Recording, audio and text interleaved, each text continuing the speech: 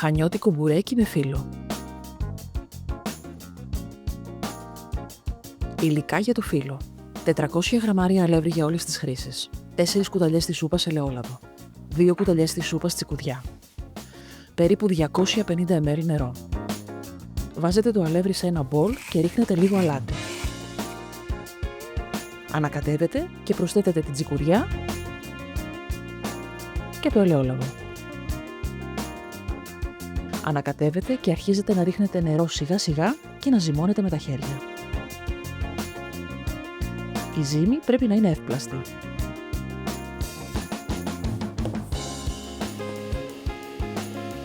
Ζυμώστε τη ζύμη με τα χέρια για 3 με 4 λεπτά. Έπειτα σκεπάστε την με μία πετσέτα και αφήστε την στην άκρη για τουλάχιστον 20 λεπτά. Υλικά για το μπουρέκι. 1 κιλό κολοκυθάκια τρυφερά. 400 γραμμάρια ξινομυζή τραχανίων. 400 γραμμάρια φέτα. Δυόσμος. Λίγο αλεύρι για τα κολοκυθάκια. Ελαιόλαδο. Πλένετε τα κολοκυθάκια και κόβετε τα κοτσάνια. Σε μαντολίνο κόβετε τα κολοκυθάκια σε λεπτές φέτες.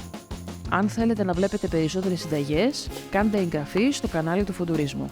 Γράψτε μας στα σχόλια τις εντυπώσεις ή τις συμβουλές σας. Τα αλατίζετε.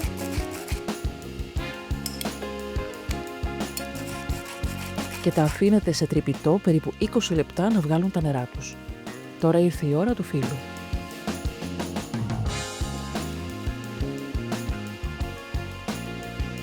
Παίρνετε τα 2 τρίτα από την μπάλα της ζύμης και με πλάστη ανοίγετε χοντρό φύλλο.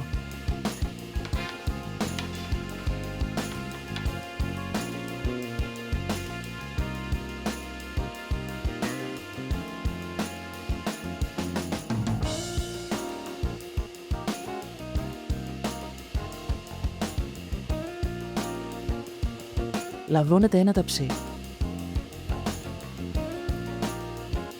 Πασπαλίζετε με μπόλικο σουσάμι. Απλώνετε το φύλλο.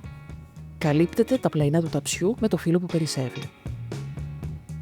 Ραντίζετε με λίγο ελαιόλαδο.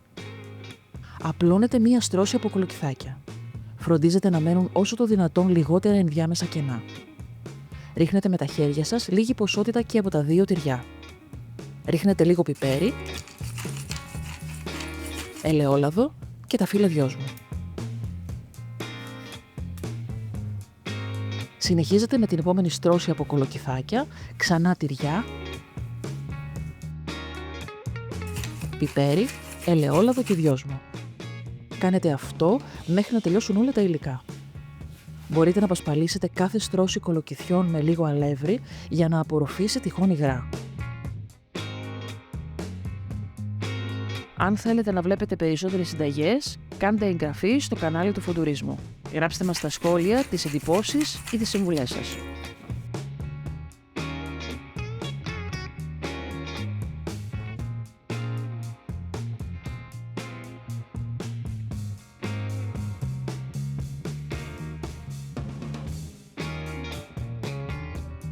Ανοίγετε με τον πλάστη και το δεύτερο φύλλο. Καλύπτετε το μπουρέκι.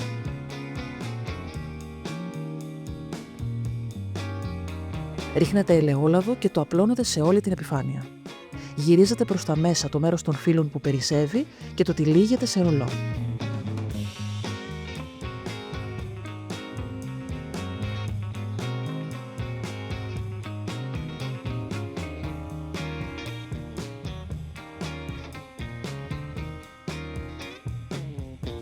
Χαράσετε σε κομμάτια.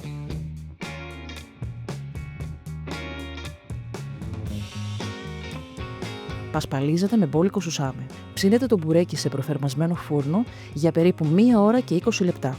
Αρχικά το έχετε στους 200 βαθμούς με αντιστάσεις για τα πρώτα 20 λεπτά και στη συνέχεια χαμηλώνετε στους 180 βαθμούς για την υπόλοιπη ώρα. Αν σας άρεσε το βίντεο κάντε like και αν θέλετε να βλέπετε περισσότερες συνταγές, κάντε εγγραφή στο κανάλι του Φοντουρίσμου. Γράψτε μας στα σχόλια τις εντυπώσεις ή τις συμβουλές σας.